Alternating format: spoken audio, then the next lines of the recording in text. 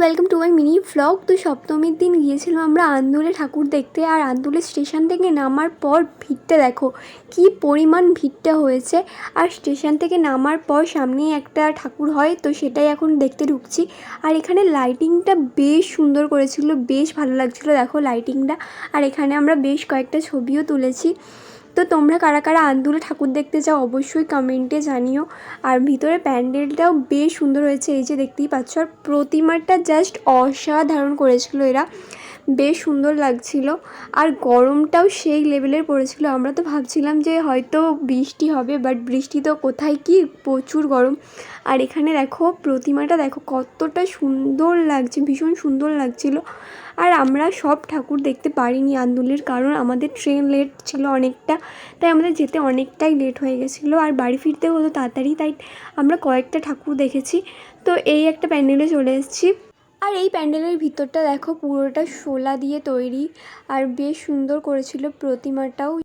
আর রাস্তার পাশে পাশে এই লাইটিংগুলো বেশ সুন্দর লাগছিলো। তারপর চলে এসেছি আর একটা প্যান্ডেলে। আর এই প্যান্ডেলটা করেছিল নারীদের নিয়ে, ভীষণ সুন্দর করেছিল, থিমটা বেশ ভালো লাগছিলো। তোমরা জাস্ট দেখতে থাকো।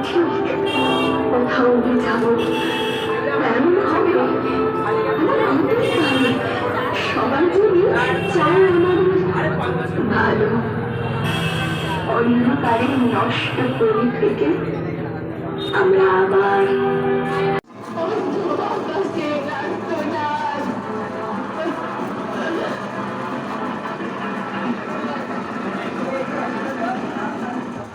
তারপর আরেকটা প্রতিমা দর্শন করে চলে এলাম আন্দুল রাজবাড়ি। আমি ফার্স্ট টাইম আন্দুল রাজবাড়িতে এলাম, এর আগে কখনো আমি আন্দুল রাজবাড়িতে আসিনি। তো এখানের প্রতিমাটা ভীষণ সুন্দর হয়েছিল। তো চলো তোমাদের প্রতিমা দর্শন করাই।